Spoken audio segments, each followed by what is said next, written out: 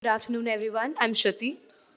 And I'm Karthik. We are delighted to host this special edition of Reminisce Talks, where our former lab members and collaborators come together to share their remarkable journeys and valuable insights. After each talk, we'll have an open question session, so feel free to have your questions ready to ask any of our speakers. Yeah. So to kick off today's event, we have with us someone who brings a truly unique blend of experiences. He is a physician, a former Army medical officer, and an alumnus of IIM Bangalore. He is also the founder and CEO of AI Health Highway, an AI first medtech company that aims to make chronic disease screening cost effective at the primary care clinic, which is often the first point of contact for any patient. The startup is incubated at Foundation for Science, Innovation and Development here in IISc Bangalore. One of their flagship innovations, AI Steth, an AI-enabled stethoscope, has also been a key area of collaboration with Spire Lab. He is also on a mission to help reduce premature deaths due to non-communicable diseases by 30% by the year 2030. Please join me in welcoming Dr. Satish S. Jeevannavar.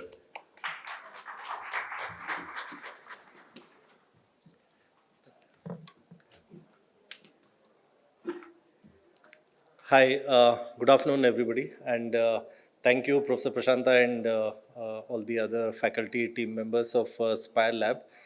Congratulations on the 10th anniversary. It's an honor to be speaking to you all. But let me start with a disclaimer. When I say doctor, I'm a medical doctor, and I know nothing about signal processing or the engineering aspect. So please bear with me. I come from a complete different perspective. So probably in this 15 minutes, I'll try to talk more about my experience with signal processing and how I kind of stumbled with Spire Lab and so on. So most of my early days of practice was in the army, and we started AI Health Highway in 2019, and our goal was to solve non-communicable disorders, which is like the world's biggest disease burden. We lose almost like 43 million patients every year due to non-communicable disorders. And within NCDs, the cardiac and respiratory diseases are the major contributors. And especially it's relevant for low and middle income countries like India, because when someone kind of both mortality and morbidity from NCDs, it kind of takes not just that person, but the entire family down below the poverty line. So kind of my journey started with these three questions. Whenever a doctor is seeing a patient, and when you look at how does a doctor diagnose a patient, there are fundamentally three steps. You talk to the patient and get to know the history. The history gives like 50% of diagnosis, and then you do what is called as a general physical examination, where you use a stethoscope to listen to the heart sounds, lung sounds, abdomen sounds, and with these two steps, you arrive at a differential diagnosis and then actually ask for investigations. That's all how we learned medicine about two and a half decades back. So the use of chest X-ray, ultrasound, CT scan were more as enabler for your diagnosis, and you relied more on your clinical acumen. So on the top left-hand side, what you see, when a doctor auscultates using a stethoscope, so all this while, like stethoscope is the most commonly used tool. 200 years back, it was invented by Laennec. And so what you see in this graph, you will see that the heart sounds are in the 40 to 600 hertz, and then all normal patients have S1, S2 lub-dub. But you'll see what was interesting, like if you look at other investigations like chest X-ray, ECG, ultrasound, all comes with a tangible report. But the art of auscultation using a stethoscope is quite subjective. If you have three cardiologists or three pulmonologists examine the same patient, all three might have different opinion. So it's more subjective. And because we are all Indians, we follow cricket. It's something similar to like till 2012, the caught behind decision was taken by umpires on the ground.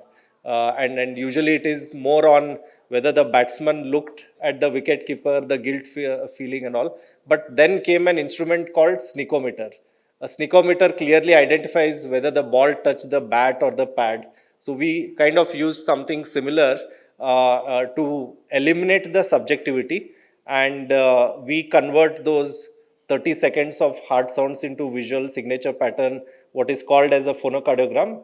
And I'll come to that slide. So the point I was trying to prove here is basically, even though you might be the most experienced cardiologist, you will see that there is a spectrum which is kind of inaudible. Even you might be the most expert cardiologist, as you keep entering your clinical practice and your hearing range declines, you might not even hear some of the signals, right? So that's one aspect. And also uh, the different styles of learning, 30-35% is acoustic learners, 65-70% are visual learners, and 5% is kinesthetic or touch based. So that is how we started working on IISc based on these fundamental concepts, how to eliminate subjectivity. And if I may just ask, can anyone identify the graph? What do you think that is on the?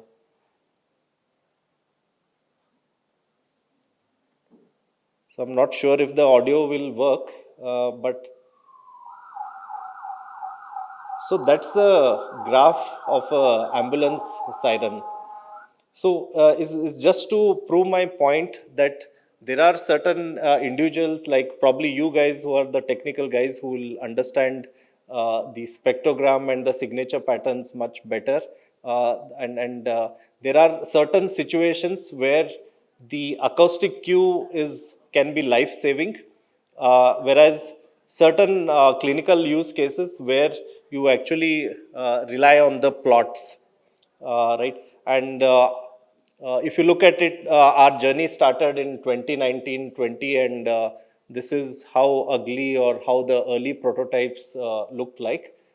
We were one of the startups incubated in Sound Hub in Denmark. That happens to be one of the best clusters for sound, music, and acoustics. It's the headquarters for Bang and Olufsen.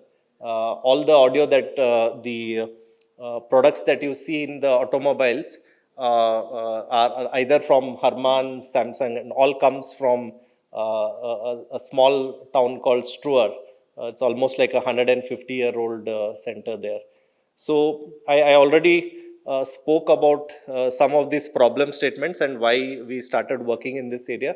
For 1.4 billion population in India, we just have 5,500 cardiologists and 2,500 pulmonologists. So the clinical segment in which we work, the current gold standard for valvular heart disorders is a test called as echocardiogram. It takes 30 to 45 minutes for each test, and it's done by a cardiologist or a eco-trained technician. So why this is important? India is a country of 6 to 7 lakh villages. So most of the cardiologists and pulmonologists are in the metros or tier 1, tier 2 cities. So this means that almost 50 to 60% of Indian population, even today in 2025, have to travel 50 to 100 kilometers to consult a cardiologist and get this test done. So I'm very proud to say that this is like 6 years down the line. We commercialized IISc about 18 months to 22 years back. So this is being used in Maharashtra across primary healthcare clinics, where even a ASHA worker who is not even like a trained healthcare staff, she actually takes IISc door to door and does the initial screening. Those who have murmur, they are identified. So like, let's say out of 10,000 villages in Maharashtra who had to travel to a city, now we are able to identify those 1,000 or 2,000 who have murmurs, and then only they are seen by cardiologists. So we did our first study in Jaideva Institute of Cardiology, and the study results are there. Uh, So why this innovation is important for a country like India in a low resource constraint setting? Not just we have just worked on the first clinical segment, which is for valvular heart disorders. This is for adult. We all know about heart attack. ECG is the best screening tool, but the silent epidemic is the valvular heart disorders. There are two. One is like children who have hole in the heart. Second is secondary to hypertension. Once you are diagnosed with BP, over a period of 10-15 years, your valves get degenerated. That's the next silent epidemic, which is will blow up. So now the same device in a primary healthcare clinic, like we collect 30 seconds of heart sound. Now we have started working on the lung sounds. So this has got much larger public health impact for COPD, childhood pneumonia, asthma, tuberculosis. Like India, even today, with all the diagnostics, like there are 1 million patients who don't even come into the healthcare value chain. These are asymptomatic.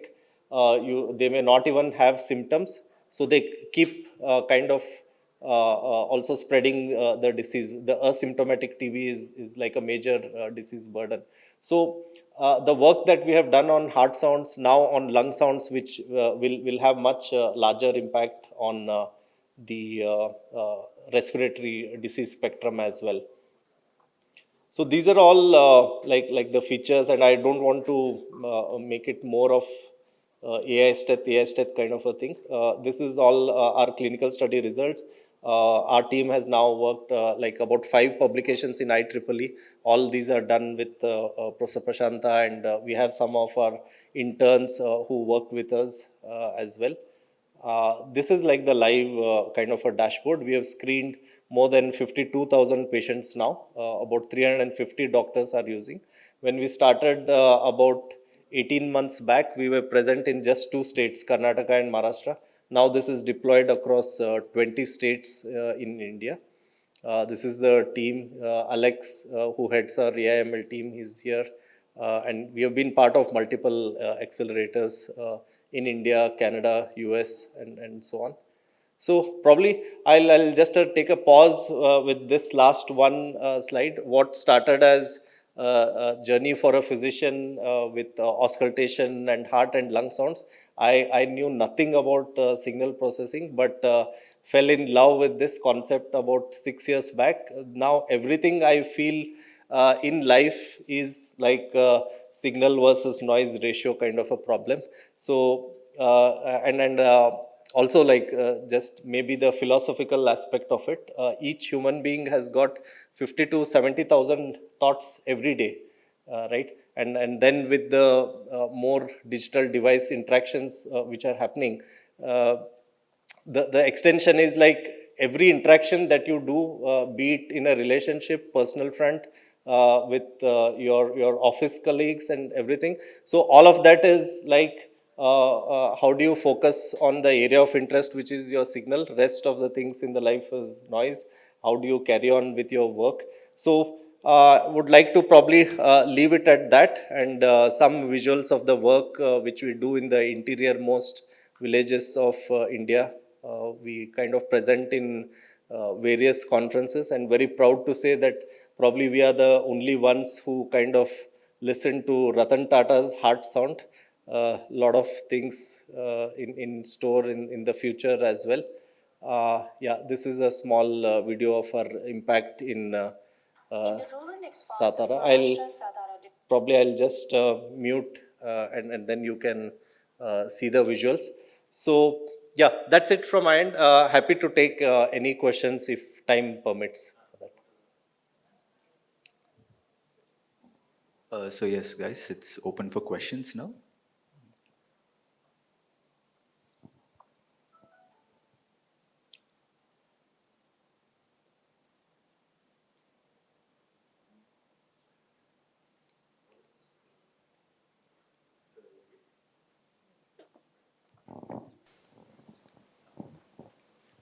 Sir, how did you design the hardware? I'm assuming that it's the electronic stethoscope, right? Yeah, that's right. So we built the entire end-to-end architecture. So the device, the processing, and then the algorithms as well. What kind of sensor is it that is picking up the heart sounds?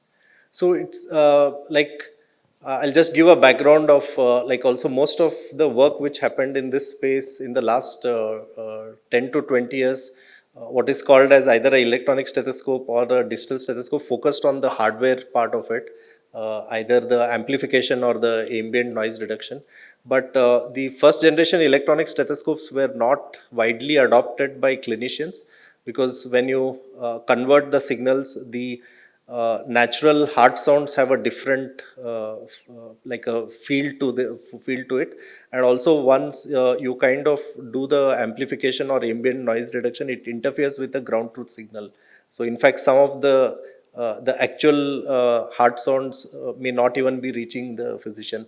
So our whole acoustic chamber was designed on the principle of protecting the raw ground truth signal. So our device can be used both as a traditional stethoscope. Most senior physicians or HODs don't need the AIML or any kind of interpret. They are like experts. So this can be used just like a traditional stethoscope, and for the junior staff or those who need this, with one button you can actually toggle and convert this into a digital stethoscope.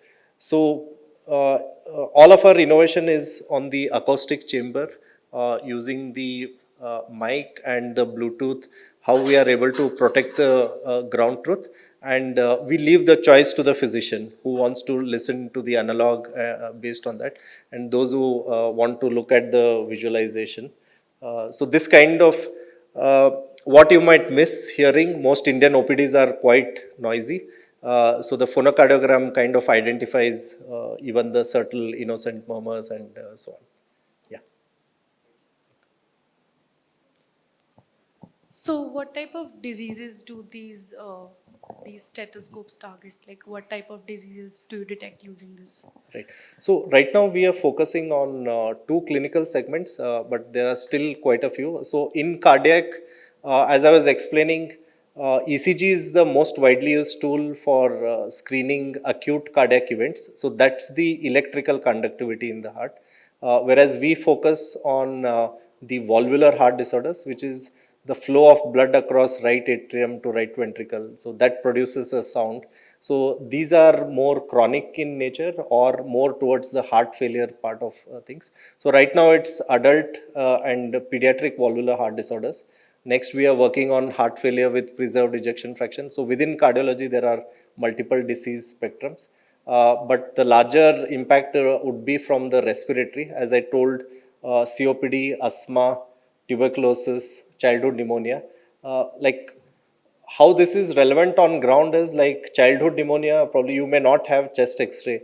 So the physician or the pediatrician has to take a call on third or fifth day, should I start antibiotics? Spirometry may not be there in certain. So stethoscope is probably like a physician's best tool, or even for allied healthcare. You check BP with the stethoscope, measuring the Korotokov sounds. So these are two broad segments, but then you also use a stethoscope, something for as critical or for like any surgical like a operation which is done. Anesthetist will use to, he uses the stethoscope to listen after the surgery is done, have the bowel sounds returned back. Only then the patient is wheeled out. So there are multiple use cases, but right now we are focusing on cardiac and respiratory disease segment.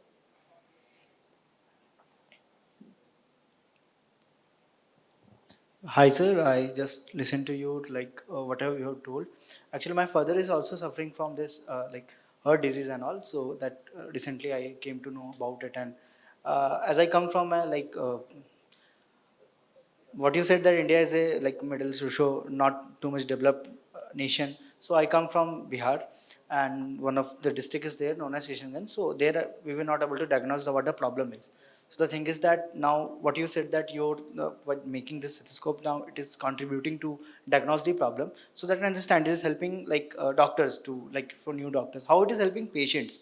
This is my first question. And second question is that you know that in India there is a big gap between haves and have nots. So how this process is going to help have nots? Sure. These are my two Yeah, questions. good question. So, like how it helps patients like India, like let me talk about one segment, the pediatric or the congenital heart disorders. There are 200,000 babies, 2 lakh babies born every year with a hole in the heart. Not every of these congenital heart disorders needs treatment. Some of these are innocent murmurs which get evolved and get corrected on its own, does not need surgical correction. But at least 2/3 of these need surgical intervention before the first or third year. Otherwise, you will lose the baby.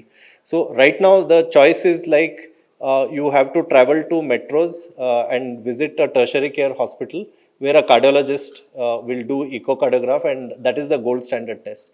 So right now, because this is a screening tool and this is deployed in primary healthcare clinics, so even if there is no cardiologist, your chances of being discovered with a murmur at the last mile connectivity, even when there is no expert, like a ASHA worker or a MBBS doctor or a nurse, like the Indian government has got various central government programs like the Rashtriya Bal some Yojana is there, where they go to schools and do the screening. So even when you are not symptomatic, when it is at a asymptomatic stage as well, you can identify some of these conditions. So it helps patients, one, like taking healthcare at the doorstep. Like imagine someone from Raichur, Gulbarga or the backwardmost districts traveling 2-3 days coming to Bangalore in Jaideva, staying, it's loss of daily wage, they don't have the wherewithals. So some of these then develop into complications and so on. So this is how it makes healthcare more accessible. And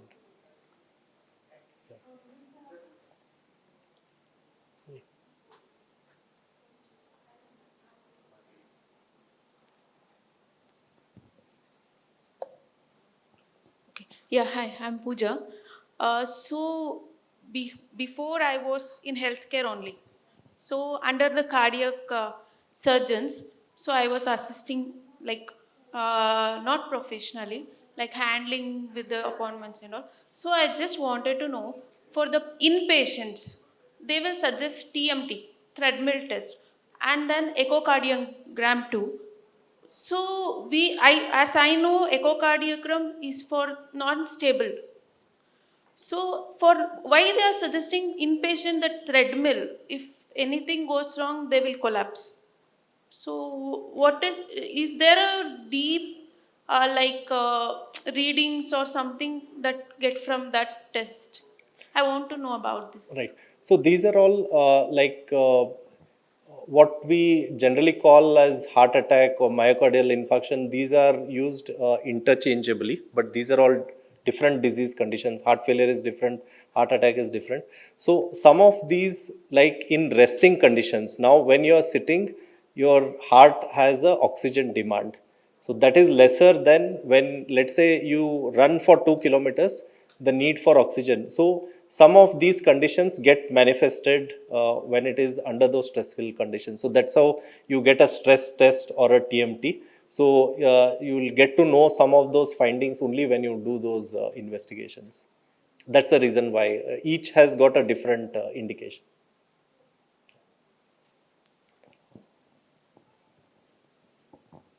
So just one more question, since most of the diseases that you were looking at were cardio related initially, Right. but you're also measuring just sounds, right? Stethoscope that measures only sounds. Right. Is there, just hypothetically, is there a plan to include more sensors which are more ECG-like as well into the system? So a lot of our competitors have done that, but India is a price sensitive market. I can quote some of our competitors who have products at like 40-50,000. As a physician, I feel that is not required because you get a portable ECG in 2 to 3,000 rupees. But when you do any hardware integration, there are multiple regulatory challenges. And also in India, like the traditional stethoscopes, Littmann stethoscopes are available for 10,000. But what you find in the market, like some, I don't want to name the brand name, you get something for 300, 500. So this is a price sensitive market. Most of the frugal innovations work well in India, while you might have also heard about Butterfly IQ, which is like a portable ultrasound, but how many of those you see in India? It's a different regulatory ecosystem, and also it's not about technology or product or the product, but it's actually the adoption. So unless it's like adopted in the Indian market, some of these innovations don't make sense in India. But Purely from the clinical perspective, yes, when you combine ECG with a stethoscope, you get both the electrical conductivity and the acoustic waves. That helps in identifying certain disease conditions better.